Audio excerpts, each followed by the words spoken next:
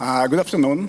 My name is Efraim and I'm expected to open this interesting session and hopefully also to close it. And with your permission, I want to shift to Hebrew for one reason. Because Hebrew is a shorter language than English, and one can express the same sentence in Hebrew in a smaller number of words than in English. So this is an excellent way to save some time, as I was ordered to do. So here is my Hebrew. המושב הזה אמור לעסוק במעצמות במזרח התיכון. וצריך לומר שמאז תום מלחמת העולם השנייה, חלו שני מהפכים במעמדן ובהשפעתן של המעצמות במזרח התיכון. מהפך אחד קרה באמצע שנות ה-50, כאשר שתי המעצמות האירופיות ששלטו במזרח התיכון במשך עשרות שנים, ואפילו יותר מכך, פינו את מקומם על הבמה, עברו לשולי הבמה, ופינו את הבמה לשתי המעצמות הבאות, ברית המועצות וארצות הברית. והמהפך השני קרה בין מחצית שנות ה-70 לבין סוף שנות ה-80, כאשר ברית המועצות ירדה מגדולתה. פעם אחת ב-1974, כאשר היא איבדה את הנכס החשוב ביותר שלה במזרח התיכון, שהייתה מצרים, ופעם שנייה בסוף שנות ה-80, כאשר ברית המועצות התפרקה. ופינתה את מקומה שוב לארצות הברית, כמעצמת העל היחידה גם בעולם וגם במזרח התיכון. ובמושב הזה אנחנו רוצים לבדוק את האפשרות, האם אנחנו לא עומדים בפני מהפך נוסף מתישהו בשנים הבאות, בעשור הבא, בשני העשורים הבאים, ואני אומר את זה משלוש סיבות עיקריות. סיבה אחת היא ארצות הברית. ארצות הברית נאלצת להתמודד יותר ויותר עם בעיות קשות במזרח התיכון, ויש בהם גם כישלונות. הנושא הפלסטיני, ארצות הברית לא הצליחה עד עכשיו לקדם פתרון לבעיה הפלסטינית. הסוגיה האיראנית, דובר על זה הרבה גם בכנס הזה, הקושי להתמודד עם הסוגיה האיראנית ולרצות את כולם. ארצות הברית התערבה צבאית גם בעיראק וגם באפגניסטן, לא ממש בהצלחה, אולי הפך מכך. ארצות הברית נדרשת היום להתמודד עם דאעש, עם המדינה האסלאמית, מבצע קשה ומסובך, שעד עכשיו ההצלחה לא ממש ברורה בו. המדיניות שלה כלפי סוריה בשנה-שנתיים האחרונות מזגזגת, ובעלות בריתה אולי החשובות ביותר במזרח התיכון, ישראל, מצרים, סעודיה, מותחות ביקורת קשה על ההתנהלות שלה. ולכן השאלה היא, האם ארצות הברית לא תבחר להוריד את הפרופיל שלה במזרח התיכון, אולי לבוא להתמודד עם בעיות אחרות. הסיבה השנייה זו רוסיה. רוסיה של 2015 היא לא רוסיה של 1990, לאחר נפילת ברית המועצות. רוסיה היום נוקטת מדיניות שונה מזו של ארצות הברית והמערב, בשורה של סוגיות מרכזיות, בסוגיה הסורית, בסוגיה האיראנית, גם כלפי אולי מצרים. שימו לב, בשבוע שעבר ביקר הנשיא פוטין במצרים. אני זוכר כמה פעמים נפגש נשיא מצרים עבד אל פתאח סיסי עם הנשיא אובמה, אולי בכלל לא, אני כבר לא זוכר, אבל סיסי היה פעמיים בשנה שעברה בברית המועצות במוסקבה, עכשיו פוטין בא למצרים, שרי החוץ וההגנה של רוסיה היו בשנה הקודמת ביקור משותף במצרים, התוצאה הייתה עסקה גדולה בתחום הגרעין, ואולי גם בעתיד גם עסקת נשק גדולה. השאלה היא האם רוסיה נסה לחזור למקום שאותו תפסה ברית המועצות במשך 2 עשורים במזרח התיכון. והסיבה השלישית היא סין והודו. שתי מעצמות שעיקר העניין שלהם במזרח התיכון נדמה לי הוא בתחום הכלכלי, והשאלה אם העוצמה הכלכלית שלהם, ובעיקר של סין, לא תניע אותם מתישהו בעתיד לנקוט עמדה יותר מובילה, יותר מנהיגה במזרח התיכון, בהתבסס על היכולות הכלכליות שלה, סימן שלה בטוח. כדי לבחון את הסוגיות האלה, הזמנו כאן 4 מומחים מהשורה הראשונה. אני לא אקרא את כל קורות החיים שלהם, הם רשומים בחוברת שבידיכם, אני רק אומר מי הם. כך נמצאים פה איתנו דוקטור דניס רוס, הכרתם אותו הבוקר פעם אחת, דניס מילא תפקידים בכירים בשורה של ממשלים אמריקאים, היום הוא בא לכאן מה-וושינגטון אינסטיטוט פור ניר איסט פוליסי.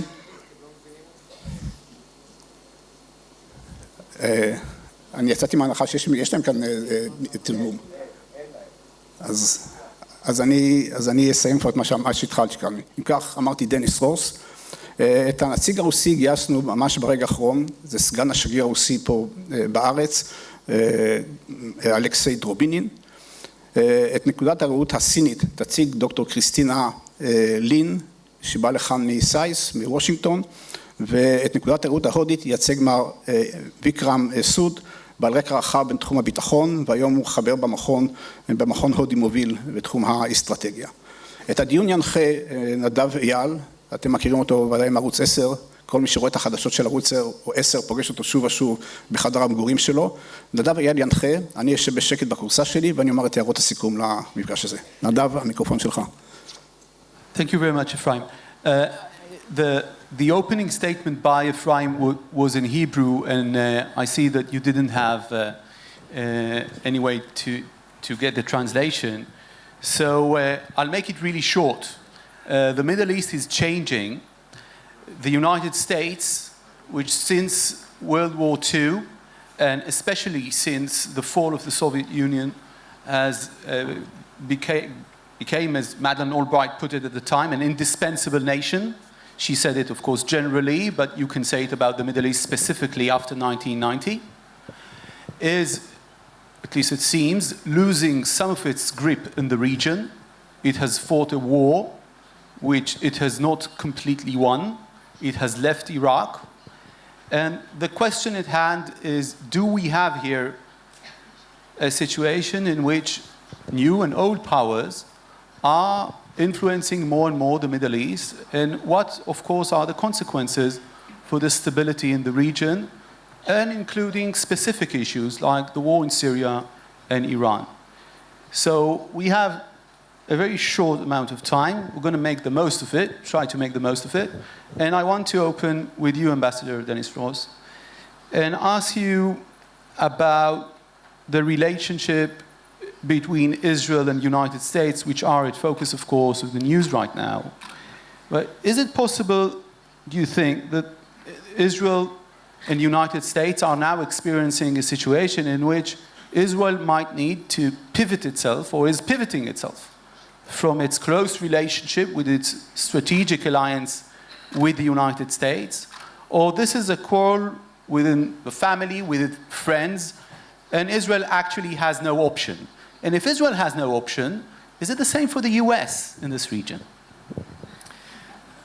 I think that's an intriguing question.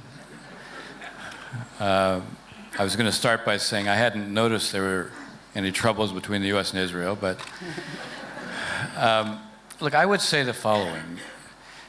I've heard in the past when people would say, well, maybe Israel will pivot away from the US, I would say pivot to who? You know, there is one country in the world that Israel can count on, not only from a security standpoint, from a political standpoint. Who stands with Israel when it comes to the UN or in all the international forum? There isn't anybody else who's going to be able to play that role. The nature of the security relationship, the strategic relationship, it's fundamental.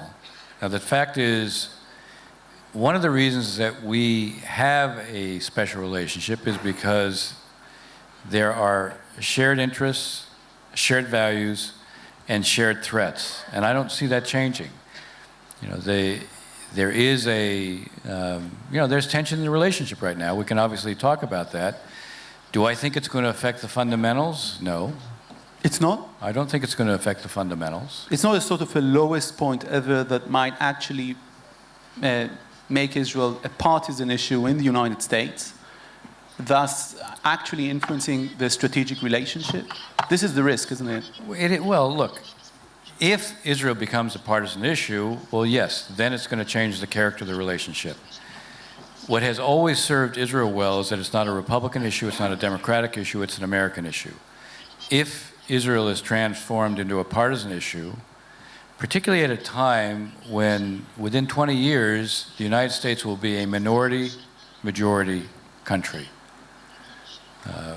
You look at the percentage of Hispanics, Asian Americans, African Americans, they will come to be a majority within the country. These are not communities that historically have had a connection to Israel. Doesn't mean they can't have. Yep. In fact, it should be a reminder that from an Israeli standpoint, you reach out to these communities, but it should also be a reminder that one of the great strengths that Israel has always had is that it is a democratic country in a region that is characterized by non-democracies, in a region that today looks even less certain than before, in a region where Israel stands out because it is a country that's ruled by law. It is a country that has not only regular elections, but oftentimes more frequently scheduled elections than one might otherwise imagine, where the loser accepts the outcome in elections, where the political space here, freedom of speech, freedom of assembly, a dynamic culture, listening to Amos Oz this morning speak about, the character of Israel's culture and the dynamism of it. Here is a country where women's rights are respected, where gay rights are respected. Nowhere else in the region is that going to be the case. Those are attributes for Israel that make it a certainty to maintain a relationship with the United States and should be, again, a major source of appeal to these elements within, these minorities within the United States who may not have had that historical relationship. But becoming a partisan issue in that kind of a context, that's the last thing that Israel needs. But we have seen that it is happening, at least the incidents that we're actually talking about without talking about yet, which is the speech of the Prime Minister. And you started making the case for it as a partisan issue, talking about those new communities in the United States, which are not attached to Israel, and then you sort of you talked about the Israeli society, and everything is, of course, true, but we do see in the Democratic caucus, we see in the polls that something is changing, is shifting in the U.S. Well, it's a reminder that Israel obviously needs to continue to elevate its democratic values. It's a reminder that on issues like the peace issue, even if the Palestinians are not going to be responsive, it is enormously in Israel's interest, not only because of the delegitimization movement internationally, it's enormously in Israel's interest to take initiatives, to demonstrate that, in fact, if peace doesn't come, it's not because Israel isn't prepared to act. And that is important also, I think, in the states, as the states undergo certain kinds of changes. But I'm trying to come back to the essence of the first part of your question. I don't see that Israel has an alternative. And when the United States looks at this region and looks at all the uncertainty in this region, it also needs to have a country that it's always been able to count on, and that's Israel. And that, I also think, is something that with all the different turmoil, I still think that is a pillar upon which you rest this relationship. Okay, we're going to return to the speech issue and to Iran. So I'm not going to let you off the hook so easily about that. But as shocking as that might be. Yeah, well, I'm a journalist. I won't be doing my job here. You say, they told me, get the headline.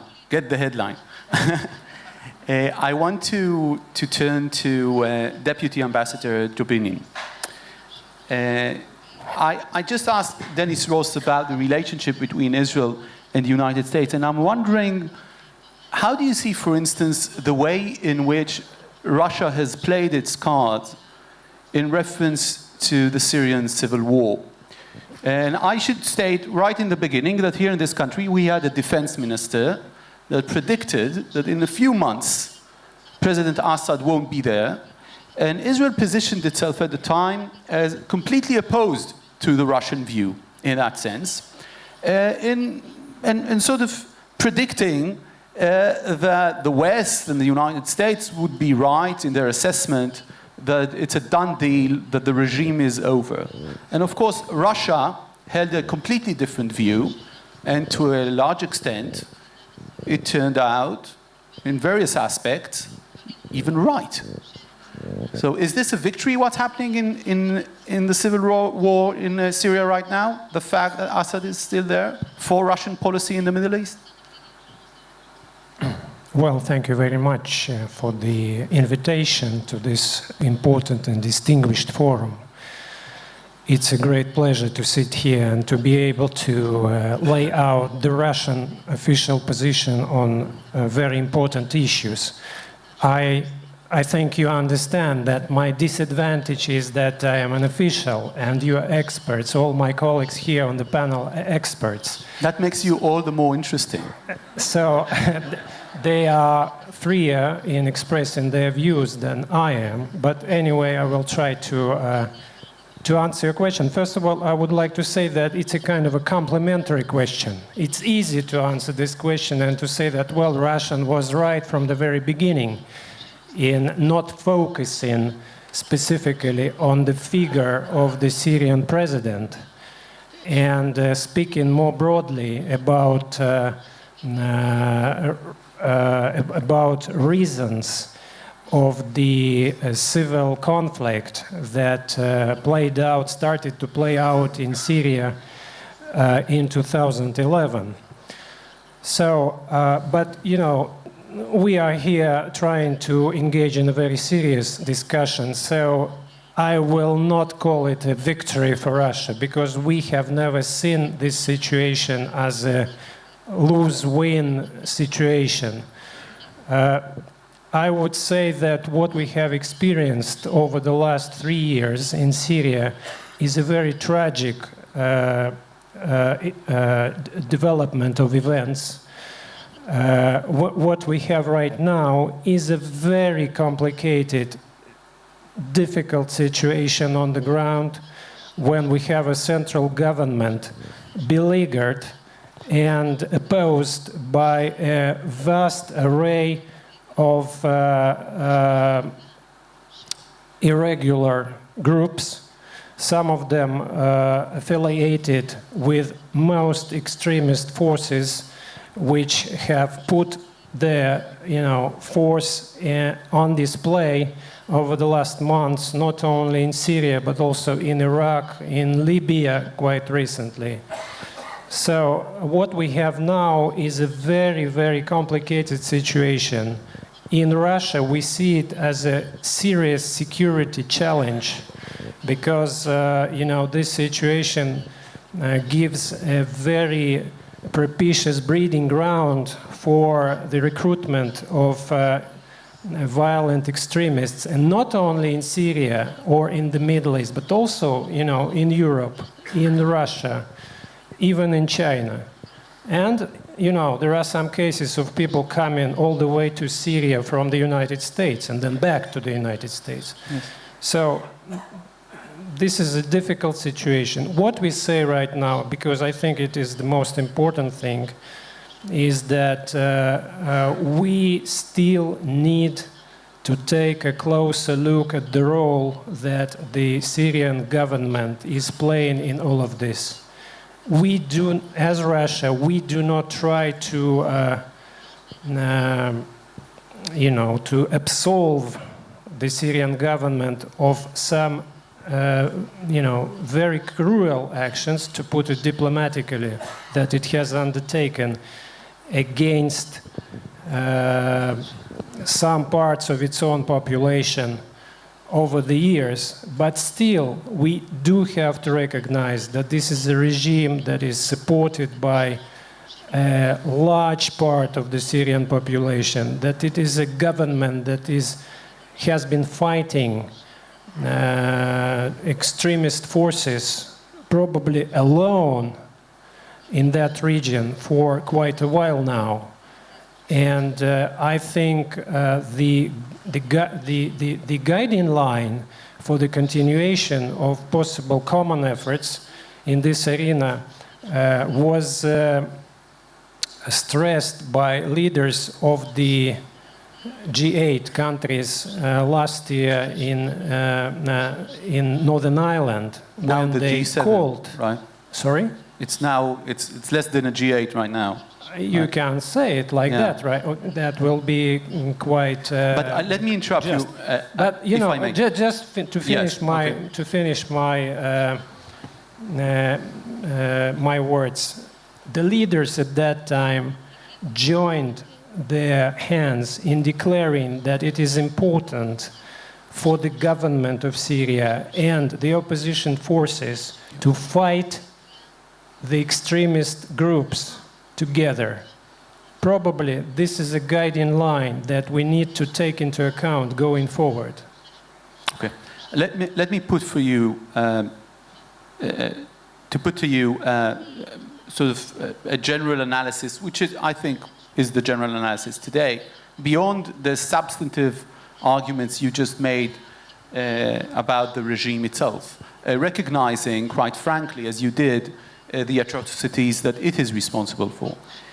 Russia, led by President Putin, would not allow, after the Libyan affair, for this region, again, for a possible client state, an important client state, and a state that had relationship with Moscow, to fall again into the sphere of Western influence through civil war.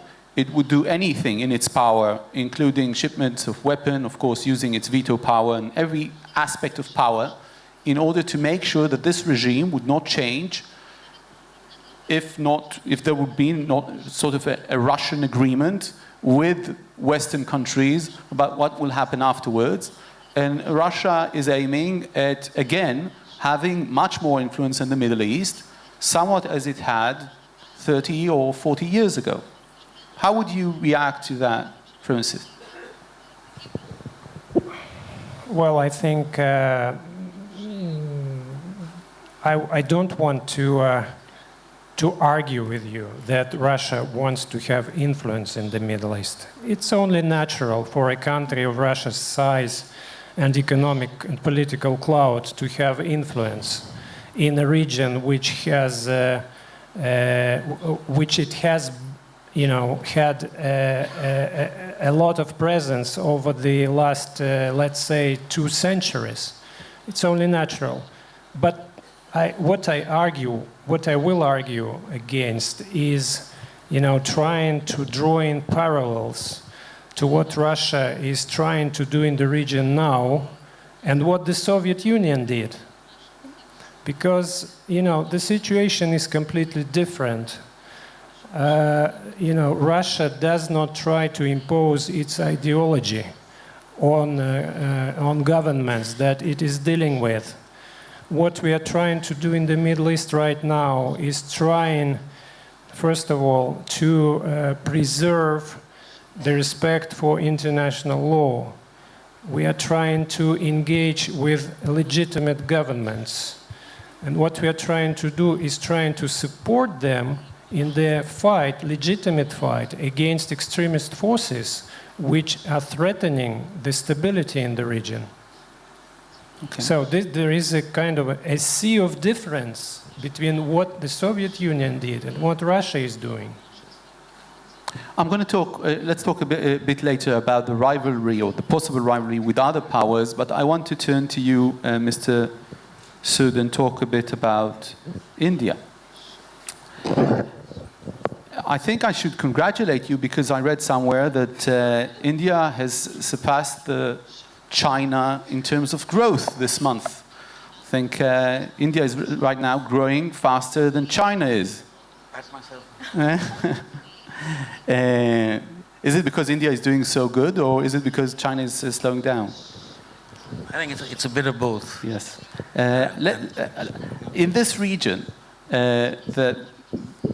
India, of course, always had a strong connection to the Middle East through trade and otherwise. But we're talking about new powers, which are actually old civilizations which held, in terms of trade, in terms of in product, were leading the world until, a glimpse of an eye in history.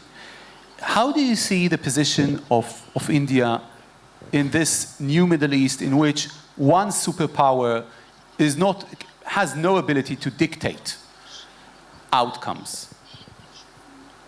That is part of the problem really today, because we all know the kind of situation that prevails in the Middle East, and I think there are 4 or 5, as I look at it, 4 or 5 regional players now. One is CENTCOM, one is ISIS, yeah. One is Israel, of course. One is these monarchies that are in league with ISIS or supporting them. And then there is Iran. Mr. Sood, can you use the mic? And then there is Iran, which is the other big player. How it works out in the end, I don't know. But for us, the Middle East has always been important. And when I say always, I mean last few decades, is the energy. 60% we take in from the Middle East. It'll probably go up to 90% as our economy grows, and that's one huge chunk. And we have 7 million workers in the Middle East, primarily in the Gulf. They, along with the other 7, 8 million or 10 million other workers abroad, send in $71 to $72 billion as remittances, mostly from the Gulf. Now that's a huge chunk for a country like ours. Yep. And that weighs in considerably in our actions with the Middle East. I mean, imagine if in today's condition, our workers could be held hostage in huge numbers. And do we have the ability? Does anyone have the ability to get them off? So we are circumscribed by this kind of. Let's take one issue, for instance. Let's take one issue and focus on the Indian position towards that issue because it's of interest to the audience and to Israel. The Iranian issue. Iran and India, of course, have a relationship, a civilization relationship that goes thousands of years. And of course, there's a relationship vis-a-vis energy. And there's the whole issue of a nuclear Iran. For us, it's the prime. For us here in Israel, it's a prime issue. How do you analyze it from an Indian point of view? First of all, I think let me tell you, the Indian point of view is that we are against proliferation. No weapons. But Iran has the right to nuclear power for electricity. But no weapons. And initially there was reluctance in India to go along with the sanctions. But we have reduced our intake of energy from Iran from our 11%, which was there earlier, to about 6% now. And I think the United States now understands that below this would hurt our economy even much more. So, was it because of pressure from the United States, of course, on the sanctions?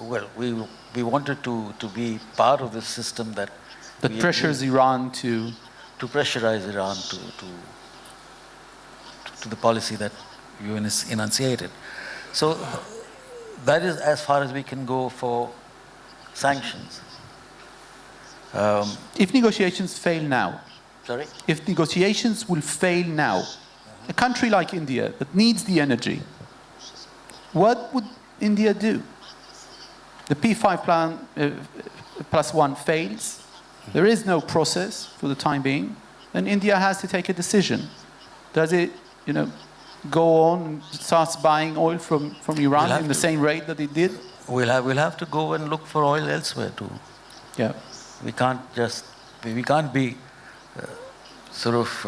seen as somebody not following the international agreements on issues like this. So there has to be for us it's a problem if there is no solution. If there is no solution to the P5+1 and Iran, and it breaks down, then there is a problem for us. Ms. Lee,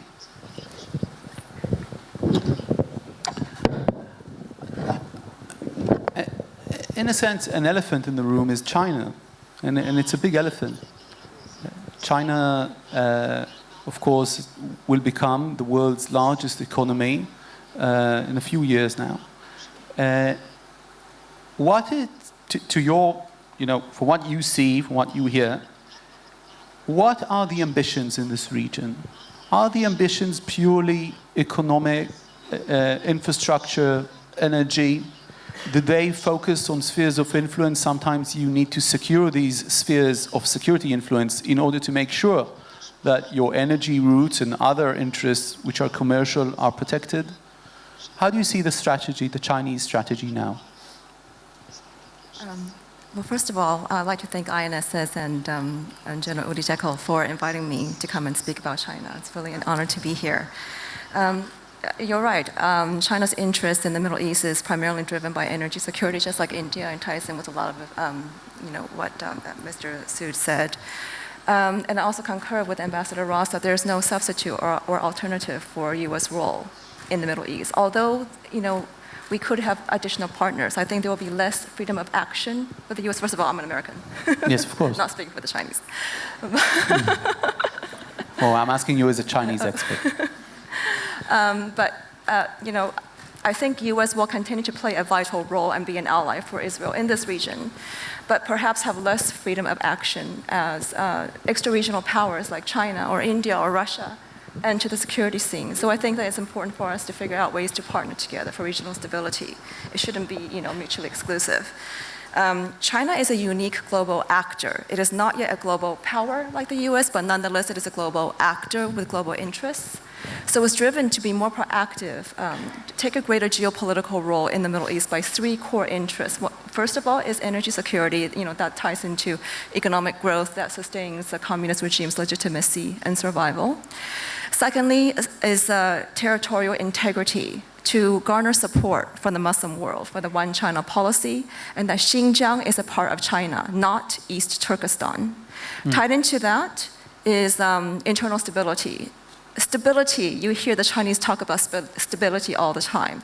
Weiwen, maintain stability. That's very important for the Chinese because they see the Middle East as a forward front to combat Islamic extremism and terrorism, much like what Americans and Europeans are doing right now to deter attacks against Xinjiang. So let me explain a bit more. On energy security, after the Arab Spring, China was caught completely flat-footed, and they lost $20 billion overnight. In OPEC member Libya had to evacuate 36,000 Chinese nationals. So their main concern in this region is to deter another Libya, to protect their investments and protect their citizens, like what Indians are doing. China has over, you guys have 7 million. China has about 1 million in the Middle East and Africa. So we see that China has become more proactive in the region. They used to have this non-interference policy, but now they've become more proactive with 4 UN Security Council vetoes on Syria. They've conducted gunboat diplomacy off the Syrian coast with Russia last year and another war game planned this spring. They conducted naval war games with Iranian Navy in the Persian Gulf in September, and they also deployed their attack submarine for the first time. Let me interrupt you because the examples that you just brought, in the eyes of a Western Hemisphere country, which Israel is right now, maybe it should pivot differently to eastwards. I don't know. I'm going to ask you that question, but it's very it's very worrying because if China and Russia are cooperating together, possibly with Syria or with Iran, these countries are of course countries which are enemies of Israel. Should we see it in that way? Should we interpret the way that the Chinese are working here as building an alliance which will be built against a possible American hegemony in this region? Well, I wouldn't say it's an alliance. I mean, it's sort of strategic partnership. They have aligned interests, China and Russia, regarding Syria. And I'll explain why Syria is important to the Chinese and why they're drawing a red line there. I know French people don't like Americans to use the word red line, but in this case, I'm talking about Chinese red line. Okay. This is tied to Xinjiang. Why does China support Assad? It's not to counter U.S. or to counterbalance U.S. hegemony. It's driven by self-interest, and Western press, largely ignore Xinjiang or views it from a strictly human rights perspective. Maybe you should explain to the audience Xinjiang. Xinjiang is the westernmost Muslim province of China, and it's just humongous. It's a centerpiece of Xi Jinping's foreign policy, which is the Silk Road economic belt. And it's huge. It's 1/6 the entire landmass of China, 3 times the size of France, borders 8 countries, including Russia, India, Afghanistan, Pakistan. It is a site of strategic mineral reserves like coal and oil, and it also houses China's nuclear warheads. So if we are concerned about Pakistan and Syria being failing states and having terrorists access loose nukes and WMD, China's equally concerned about instability in Xinjiang and terrorists accessing China's nuclear warheads. There are nuclear tunnels under Urumqi, which is the capital, and the site of the 2009 Xinjiang uprising. Yep. So this is a serious concern that Western press largely ignores. And Xinjiang stability is tied to China's energy security because a lot of the overland energy supply from the Caspian Sea region and increasingly from the Persian Gulf traverse Xinjiang onto the rest of China. So let me try to follow suit with your ideas. What you're saying is that the Syrian stability and fighting against what Beijing sees as Islamic extremism is important because the way it might influence or project itself back into China mainland. And right. That's the reason why they would want a Russian or a Russian-led policy in Syria to triumph in the end in the form of President Assad's, staying in power. I'm oversimplifying, but... Yes, I don't know if they're looking at a Russian-led foreign policy. If this is just strictly from a Chinese perspective, from their interests, they don't necessarily support Assad, but it's friendly, to the Chinese, and they're worried about, who's going to replace Assad. If it's ISIS or some Sunni, Islamist regime that's going to be sympathetic towards the Uyghurs and radicalize, Chinese Muslims. There are over 20 million Sunni Muslims in Xinjiang. So they're worried about homegrown radicalization and, some Sunni Islamist regime in Syria that's going to export terrorism back to China. So that's how they're looking at this. This is tied to counterterrorism. And actually, it shouldn't be a zero-sum game. I mean, they can actually cooperate, and they ask for cooperation with the Israelis on counterterrorism. This is becoming a very large foreign policy issue for Xi Jinping, and some counterterror experts actually predict that counterterrorism is going to be the primary focus of Xi Jinping's leadership, as much as it was for President George W. Bush. And most Westerners don't know this, but the Pentagon always focuses on China's military, its defense budget. Yeah. But China's internal state security budget has been greater than its defense budget every year since 2009 Xinjiang uprising. So maintaining stability is very important for the Chinese, much more so than the Western Pacific. I'm sort of interrupting you because I know that Mr. Sood has a comment over here. Actually, this is for Cristina. Great power and empty spaces. The United States is withdrawing from Afghanistan, so there's an empty space there. They're unpopular Americans, today unpopular on the streets in Pakistan. They have no presence in Iran. I think China sees this as an opportunity. It has already become the largest embassy in Islamabad, for instance. That's a small indicator. That's a message for you guys, right? and it has a lot of infrastructure plans going on. Is China going to use Russia as the front for increasing its presence in the Middle East? Its political presence, you mean?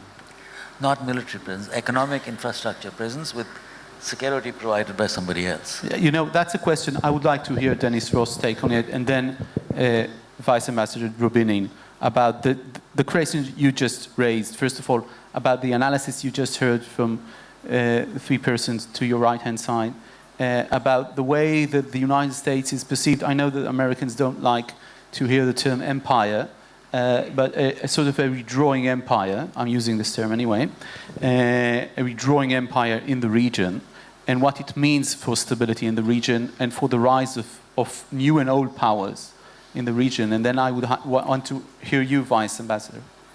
I think it's very easy to follow into conventional wisdoms.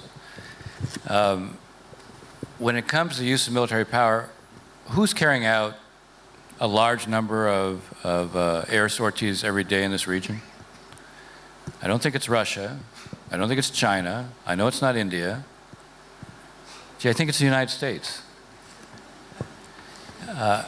When one sort of talks about the decline of American power, what it reflects right now is a perception that the United States is not as active as it has been, is not as effective as it has been in the past, and that there are seemingly greater uncertainties in the region. It isn't that other powers are suddenly coming in to take the place, because they aren't. And by the way, your explanation about China's interest here, China is not a military power in the Middle East. Yeah. Russia is not a military power in the Middle East. It is actively supporting Assad in military materiel, and the question becomes: is this region, which interesting enough, as you listen to the different commentaries, all three of the other panelists so far have focused very heavily on the issue of counterterror, which could be a point of great converging interests among us. We see within this region right now a divide between radical Islamists and non-Islamists. And the radical Islamists, by the way, are radical Sunnis, which cause great concern to the Chinese. They are also radical Shia. I mean, the fact is, Hezbollah is a radical Shia group. Kutaib Hezbollah in Iraq the same, Asayb al-Haq the same, the Badr Brigade's the same within Iraq. They may be fighting each other, and there is some question these days about exactly where is the U.S. Oh, I was going to interrupt you about that, because the Israeli standpoint towards this issue is, of course, that the U.S. is having more than a flirt with the Iranians, not on the nuclear issue, but in terms of its relationship towards the Syrian civil war. And even there were some publications about some sort of Hezbollah through Iranian eyes, I don't want to say coordination, but there were statements made in this country in relationship to this. And Israel, of course, sees Shia radicalism as strategically even more dangerous than Sunni radicalism. That may be, except that if Israel was completely preoccupied with Shia radicalism, its approach towards Syria might have been different than it has been.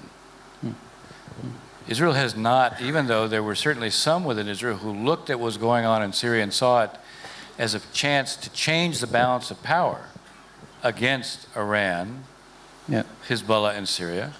That has not been the Israeli position. Israel has stayed out, for the most part, has sought to stay out of that conflict until very recently. Or followed suit with the US policy. When Barak said he's going to fall, he did that, I think, because he was asked to make that prediction. So it would become true in a sense. I'm not sure that he was asked to make that prediction. Okay. You would know better.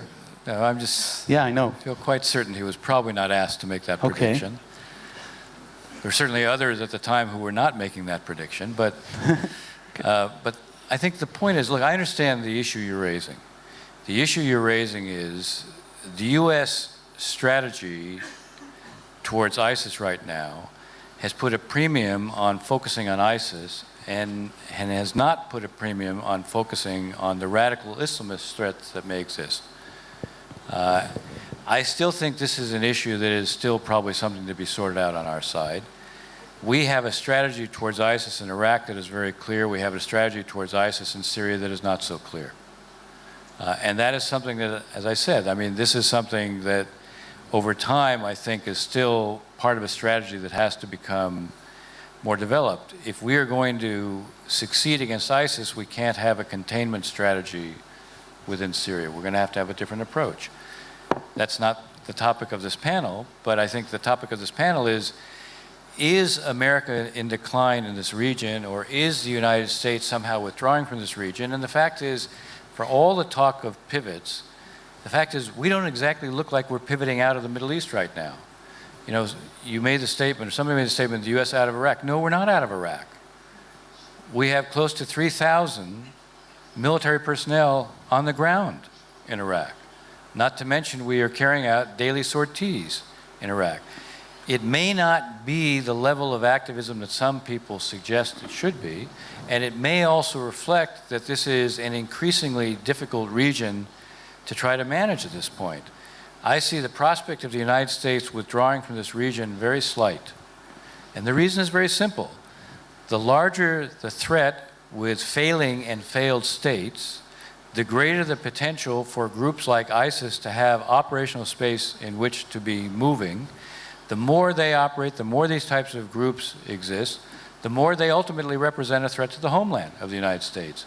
We will not withdraw out of the region because of that, though there's no great appetite for us to get into land wars here. Having said that, I said, we have the President of the United States now pushing for new authorization for the use of force for for us to replace the existing authorization. There is a term of art in here about not having enduring offensive operations, which is another way of saying we will still have some ground presence, even in places that maybe we don't want. We are not about to withdraw.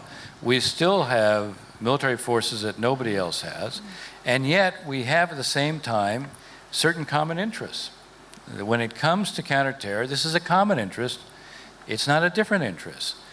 Where we differ with the Russians right now on Syria is that ultimately we think that Assad's presence is a magnet for every jihadi worldwide, and as long as he's there, that's going to be the case.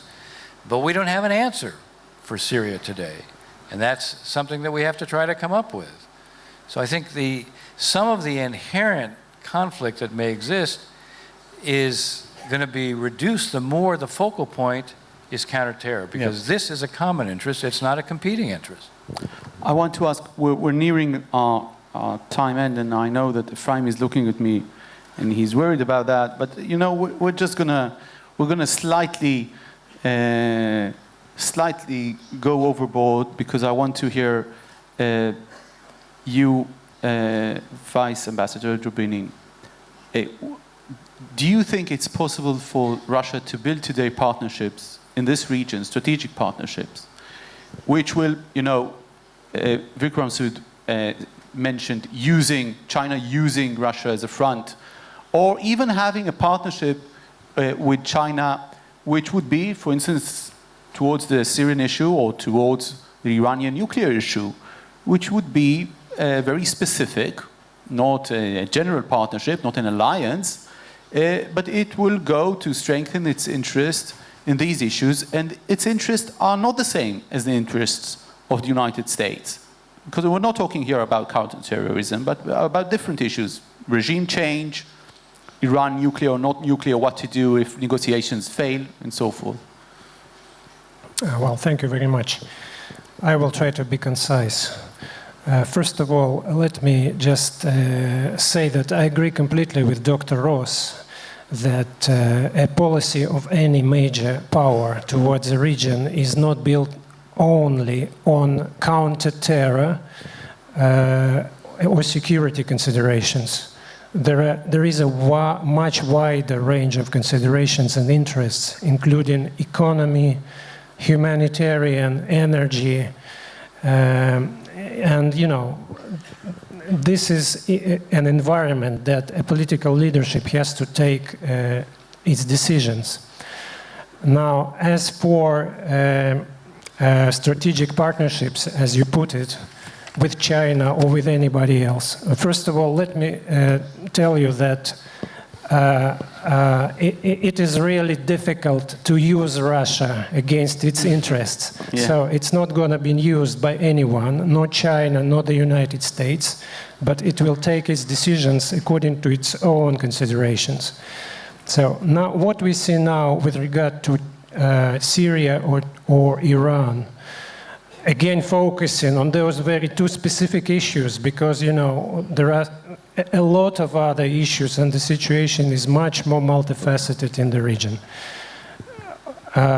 Along the events of the last 2 and 3 years, Russia and China have cooperated closely in the Security Council on Syria, trying to prevent an adoption of a decision that would allow to launch a legitimate outside intervention, military intervention in that country.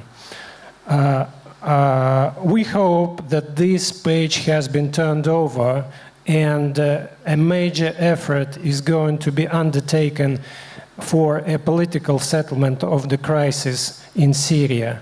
Russia is trying to make its contribution by holding discussions of Syrian opposition groups with representatives of the government in Moscow. As for Iran, I think this is an even more complicated picture, and one of the venues where Russia, China, the United States and the 3 European countries are cooperating very closely with a view first to give Iran its right to develop nuclear power for peaceful purposes, and also guaranteeing, making sure that Iran does not get a nuclear weapon. So this is a very complicated picture, and I think the best way to deal with the situation is to avoid oversimplifications. Okay, there's a lady there putting signs, threatening signs to me that I should end the panel right now and go to Efraim. Madam, gentlemen, thank you so much. Efraim, please.